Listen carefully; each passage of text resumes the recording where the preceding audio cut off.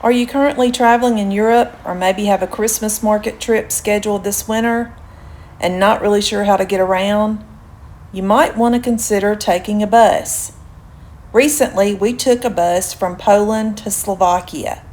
We just took the bus from Kraków to Košice, and honestly, we think it's the best way to go. Here are 5 reasons why it might be the perfect ride for you as well. First of all, it's super affordable. Our tickets cost less than a meal out, and that included luggage. Compared to trains or car rentals, the bus saved us some serious money without even sacrificing much comfort. Taking a bus may not be your first choice, but it is surprisingly comfortable. There's plenty of leg room, and there's also a restroom on the bus, so don't worry about that. You can book tickets directly from your phone, and the earlier you book them, it's typically a little bit cheaper. So check the dates that you're planning on using it, and you may swap around the times that you leave. There's usually multiple buses going to different locations or to the same location on a daily basis. So you're not going to be locked into just one route per day in most instances. The second reason to consider taking the bus would be for the scenic views. This route is a hidden gem. You'll wind through rolling hills, villages, and even spot the Carpathian Mountains in the distance. It's like a free sightseeing tour along the way. Yeah, within just a few minutes of leaving the city of Kraków, we knew we were in for a treat. We had no idea because we had not done any research nor watched any videos about this trip, but we started seeing these homes that looked like we were almost in Switzerland. Not that I've ever been to Switzerland, but I've watched a lot of TV on Switzerland. But the houses, I had to assume that we were getting close to ski slopes in that type of area. And boy, were we in for a surprise. There were so many ski areas, chalets, homes along this stretch of the route. It was amazing to see them. And we're just going to kind of sit back now before we hit point 3 and give you a little bit of the scenery.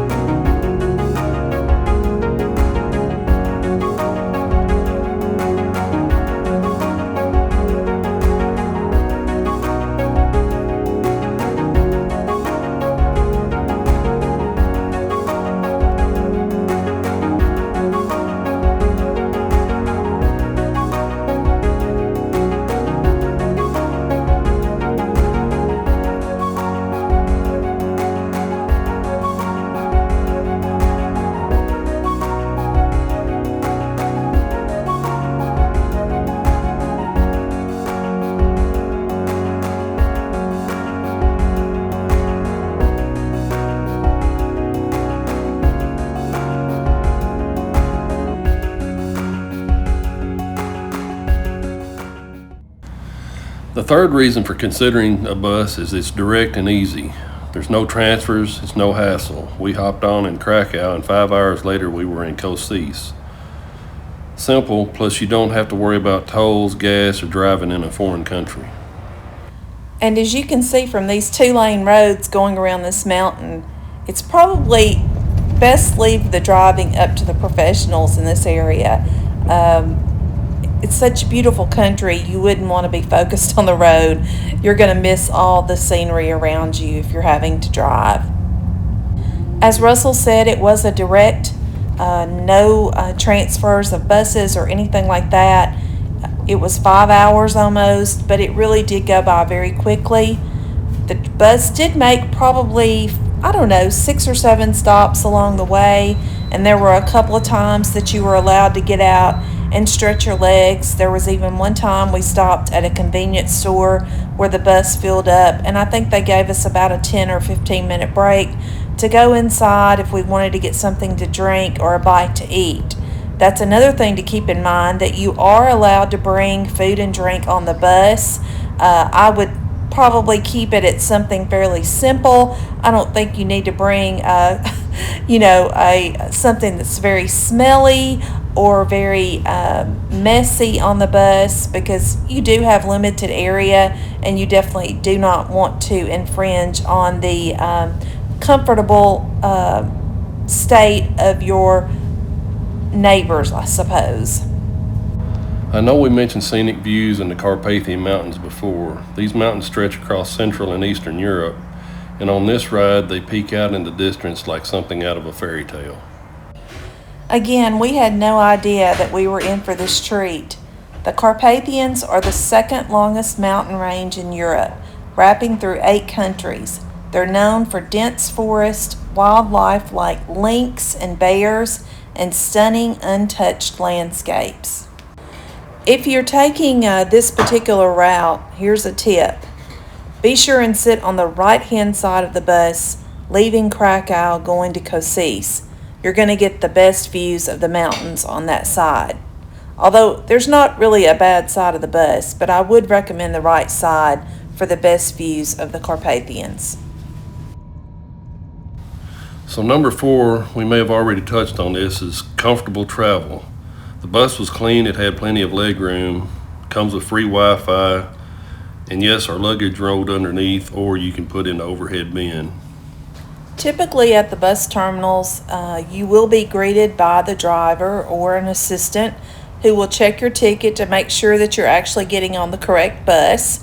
At some of the terminals that are a little bit larger, there are multiple buses leaving at the same time, so you want to make sure that you're on the right one. So that does make your, your journey a little more comfortable, that you're not having to worry about that. And as Russell said, as far as luggage and security, you don't have to really worry about going through any type of security. You just show your e-ticket or your printed ticket and hop on the bus. Number 5 would say the border is made easy. You can cross into another country, and there's no paperwork, there's no rental car stress. It's just sit back and let the driver handle the border crossing and enjoy crossing from Poland into Slovakia like a pro. Actually, we're not even sure when we actually did cross the border into Slovakia. We know that we went through a couple of areas which we thought were tolls, but probably in fact one of them was actually crossing the border. So that's how simple it was. We didn't even really know that we had done it. So that was a great feature that we did not have to deal with. And that's the same situation on the trains as well. You're not being pulled over and having to check papers and passports and that kind of thing. So that is something to keep in mind. You definitely want to make sure you obviously have your passport with you whenever you're traveling in Europe, wherever you're going. Even if you're staying in the same city, it's advisable that you would have your passport on you, or at least a picture of it. We typically keep our passports on us. We've been to some areas where they say they want to see the actual original passport and not a copy of it. So we just kind of err on the side of caution and typically keep our passport on us at all times.